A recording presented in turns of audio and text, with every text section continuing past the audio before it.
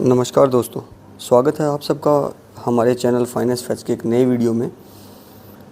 मुझे पूरी उम्मीद है और श्योर हूँ कि आप लोगों ने म्यूचुअल फ़ंड का नाम पक्का सुना होगा मार्केट में कि म्यूचुअल फ़ंड क्या होता है।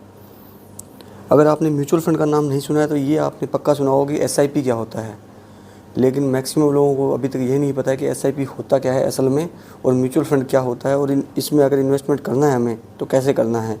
क्योंकि लोगों ने सिर्फ एसआईपी का नाम सुन के एसआईपी में दूसरे लोगों के बोलने से अपना पैसा इन्वेस्ट करना स्टार्ट कर दिया, बट उनको ये नहीं पता कि एसआईपी या म्यूचुअल फ़ंड कैसे काम करता है।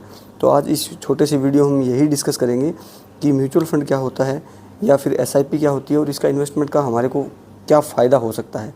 तो चलिए शुरू करते हैं आज का वीडियो।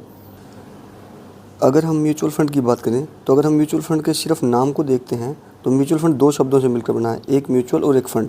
म्यूचुअल का मीनिंग क्या होता है कि एक, दो या दो से ज़्यादा लोगों के द्वारा मिलकर किया गया कोई काम, उसको हम इंग्लिश में म्यूचुअल बोलते हैं और हिंदी में उसको दो या दो से ज़्यादा लोगों ने अगर मिलकर कोई काम किया है तो उसको म्यूचुअल उसका मीनिंग है।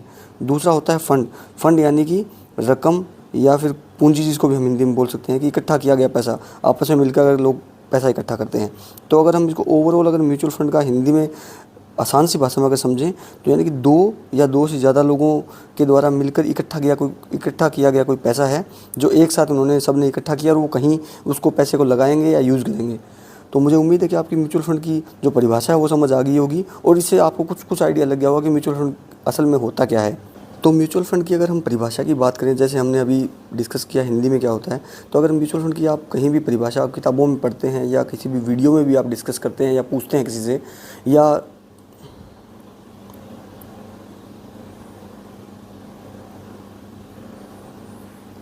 म्यूचुअल फ़ंड की अगर परिभाषा की हम बात करें जो हमने डिस्कस किया, और अगर हम किसी भी आप वीडियो देखते हो या किताबों में पढ़ोगे तो कुछ एक वर्ड्स हैं जो आपको उसकी परिभाषा में कॉमन मिलेंगे, जैसे कि pool of money. Pool of money का मतलब हमने समझा था कि कुछ लोगों के द्वारा इकट्ठा किया गया पैसा, कुछ लोग हैं जो थोड़ा थोड़ा पैसा इकट्ठा करके आपस में एक साथ पूल करते हैं उन पैसों को, या एक साथ एक जगह पे इकट्ठा करते हैं उन पैसे को।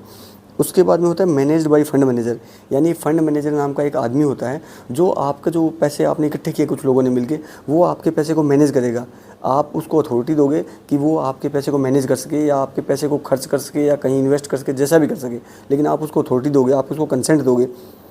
लेकिन वो कैसे और क्यों उसको मैनेज करेगा? वो आपके जो पैसा है उसको बेटर इन्वेस्टमेंट ऑप्शंस में, जहाँ पे उसको बढ़िया रिटर्न मिलता हो, हायर रिटर्न मिलता हो, वहाँ पे उस पैसे को मैनेज करेगा और उसको इन्वेस्ट करेगा।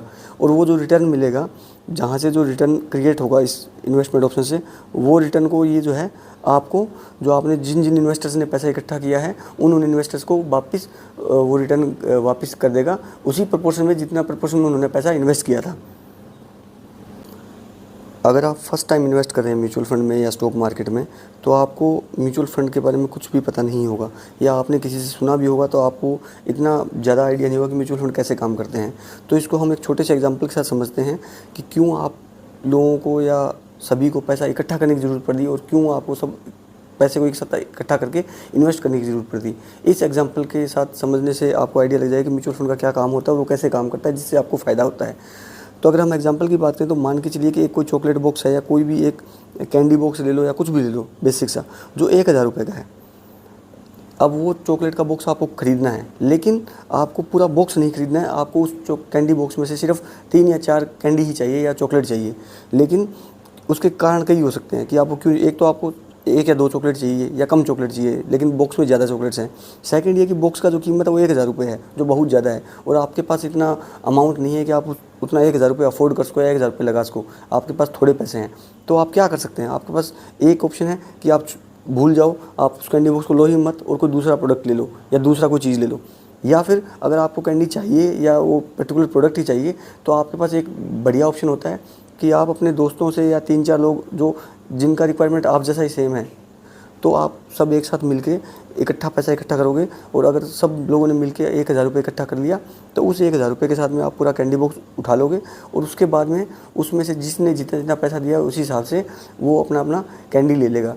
अगर किसी ने 1000 रुपये में 100 रुपये लगाए हैं तो यानी कि उसने 10वां हिस्सा लगाया उस 1000 रुपये का, तो जो जितनी भी कैंडी निकलेगी उसमें से 10वें हिस्से की जो कैंडी है वो अपने पास रख लेगा और बाकी दूसरे दोस्तों में बढ़ जाएगी।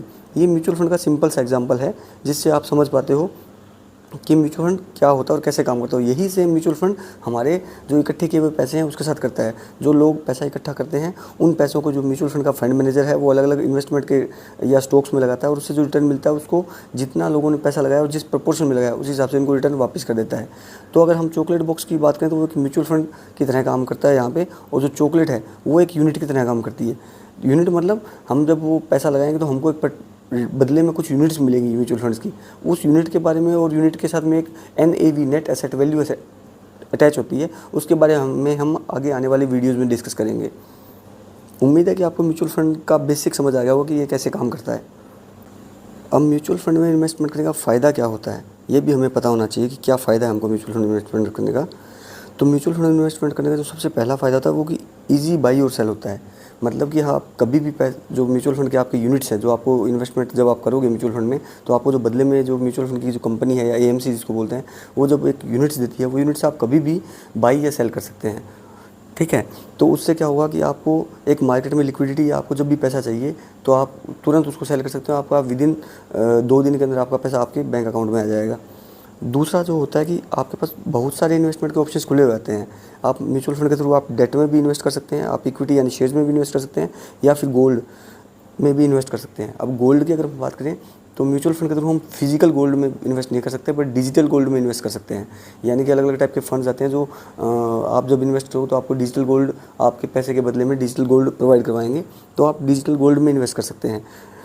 उसके बाद तीसरा जो फ़ायदा होता है वो कि इसकी जो फ़ीस है म्यूचुअल फंड में जो आपको इन्वेस्टमेंट करते हो उसके बदले जो आपको फ़ीस लगती है वो कंपेरेटिवली लेस है बाकी इन्वेस्टमेंट टूल से, जो लगभग 2.5% तक वेरी करती है। और ये फ़ीस भी जब आप अपना इन्वेस्टमेंट जो है 1 साल से ऊपर तक कंटिन्यू करते हो तो ये फ़ीस और कम हो जाती है। तो कंपेरेटिवली ये फ़ीस कम है। जो लास्ट जो है कि ट्रांसपेरेंसी है। ट्रांसपेरेंसी इन द सेंस बहुत ही पारदर्शिता है म्यूचुअल फंड से। अब जब स्टॉक मार्केट में आप इन्वेस्टमेंट करते हो तो ये क्योंकि ये सेबी से रेगुलेटेड है, और सेबी एक संस्था है जो म्यूचुअल फंड के बिज़नेस में या स्टॉक मार्केट के बिज़नेस में इन्वेस्टर्स के जो हितों का ध्यान रखने के लिए सरकार ने बनाई है। तो सेबी के द्वारा रेगुलेटेड है mutual fund industry, highly regulated है, इसलिए इसमें ट्रांसपेरेंसी बहुत ज़्यादा है। तो ये 4 मोटे मोटे कारण हैं जिसके कारण म्यूचुअल फंड जो है एक बहुत ही अट्रैक्टिव इन्वेस्टमेंट ऑप्शन बन जाता है सभी इन्वेस्टर्स के लिए, और स्पेशली छोटे इन्वेस्टर्स के लिए जिनके पास बहुत बड़ी रकम नहीं होती और छोटी छोटी रकम होती है, तो उनके लिए जो है म्यूचुअल फंड बहुत अच्छा इन्वेस्टमेंट ऑप्शन बन जाता है। अब म्यूचुअल फंड के लिए जब हमको पैसा इकट्ठा करना है और उसमें हमें को इन्वेस्ट करना है तो उसके 2 तरीके हैं कि हम 2 तरीके से पैसा इन्वेस्ट कर सकते हैं।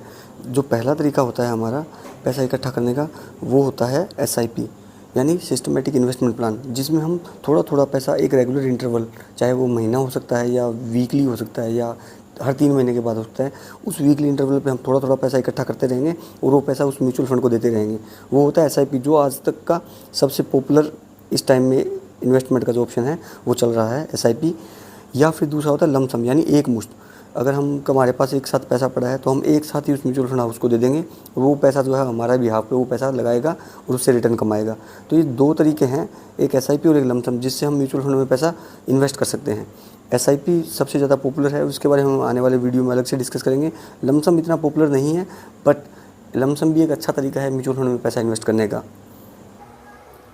तो आज के वीडियो में हमने जानने की कोशिश करी कि म्यूचुअल फंड क्या होता है।